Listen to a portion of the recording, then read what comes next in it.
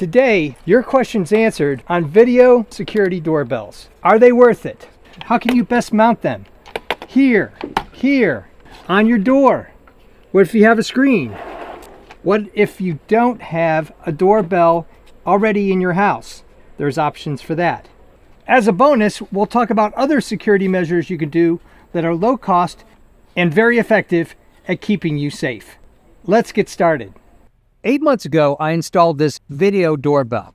If you want basic security at a budget, a video doorbell is a great starting point. There's a lot of programs out there, no matter which doorbell you get. This happens to be a Blink. I really like the Blink system. $5 a month monitoring fee, probably worth it. This is wired into my home original analog doorbell. It also has this feature. The indoor 2K camera functions as a doorbell because it has a speaker. The one thing I didn't like about this doorbell is this frame blocks the doorbell. The original doorbell mounted on the side, not really sure. Well, probably because of this glass, that's the way they did it. We got 45 degrees worth of plastic to pivot it. Wasn't enough. My plan is to install this 30-degree angle and bring it out a bit more, clear the structure. But while I was doing that, I was thinking maybe it would be better to mount the doorbell on the door. But you can see in this picture, door frame on this side blocks this. This doorbell is not connected in any way, shape, or form that came with the house, the analog. You have to rely on something like this. If you can't hear this sound inside, you got to get a camera like this for your indoor security. This is a reasonable cost to start a security system. External cameras are really good, but an internal camera with a doorbell, great starter system and minimum cost to monitor. And if you get the XR system, like with the Blink camera, you have it all on a card. And that's the way to go, because I don't want people looking at my stuff, even if they're a service. I'm not going to have two doorbells on one area. This is actually for my back door. This really needs to come out to about here. But the problem with that is you'll glue it on, and if somebody wants to take it, it's easier than just popping this thing here without the security factors that I put in. I've done several videos on doorbells before on how to protect them and installing, and I'll post those up here. Those are pretty popular and they're very helpful. The other advantage to this door mount is if you want to take it off, it's pretty easy to do if you want to put it on. So maybe you only want to have this doorbell on when you're away or when you're home. You can take it on and off pretty easy. It does have a security feature, but the screws, So let me show you how quickly it is to take off. That quick. It mounts into the door this way. You can imagine this, my hand is the door, and then you just screw this tight. You do need a little bit of a gap, but most doors have that, at least the ones I have going to the outside. You can see that the screws are not real big. Big negative about this design. I wish they were a little beefier. The other thing is once you have this on the door, this isn't really strong metal. So from a secure standpoint, not so good. So a couple things you could probably do to slow them down is you could get some really strong Velcro.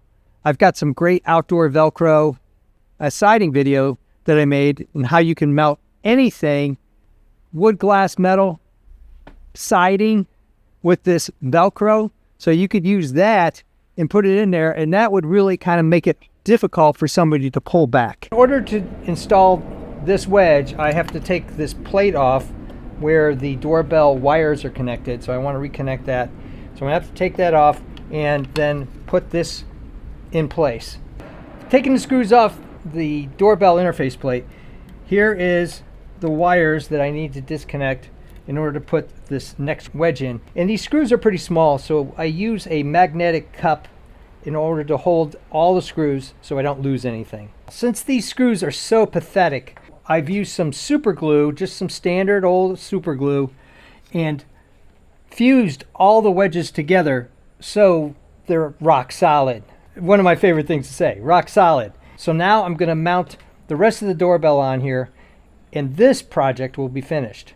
Then we'll go out to the back door and work on what we want to do there. Here's the view now of the camera. You can see that we've added that extra 30 degrees, so now it's, in my case, 75 degrees out Little bit of curvature, but so much better than it was before. Now I'll put my security features in. I'll post that videos up here to protect this. One thing I wanted to quickly show you, the door on the front of the house opens on the right side. This door opens on the left side. And you can see when I installed it, it's upside down. So I have to take the 4 screws out of the back and just flip the doorbell over. Takes a minute, not a big deal. To show you, it goes both ways.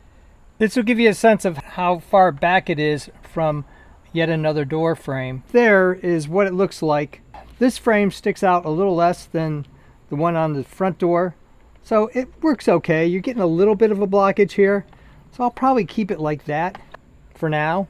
If you were going to go with this design, I would strongly recommend you use something like these Velcro Extreme Outdoor Strips. They're super tough. I tested these outside on siding, wood. This is the setup from my previous video. To give you a sense of how strong this Velcro is, this is a 4-pound brick. There you go. This is steel on top of the 4-pound brick. I'm shaking it, it's not going anywhere. This Velcro is super tough. If you're interested in this test, I'll post it up there and down below.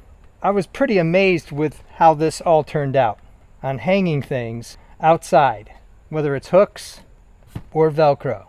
The other option is right here on the frame. It's a little more exposed and it's not as secure. This back door has a screen. The screen is really going to affect the camera. If you want to still put it on your door, you might not be able to close your screen when you want your doorbell to work. Might be another reason why you want to mount it here on the frame. There's also ones mount on the siding, and I'll provide one of those down below. I don't like that, but it's an option. Motion sensor lights are some of the easiest, most effective ways to secure your house. Once these things flash on, people don't know whether or not you did it or it's automatic. I'll post a video up there on how to install and optimize motion sensor lights. Thumbs up and comments always appreciated. Thanks for watching. If you're interested in optimizing technology, which security system will work for you? I've done a whole series of these. I'll post links up there and down below to a playlist plus individual videos where I go into detail on different systems, different capabilities to keep you safe.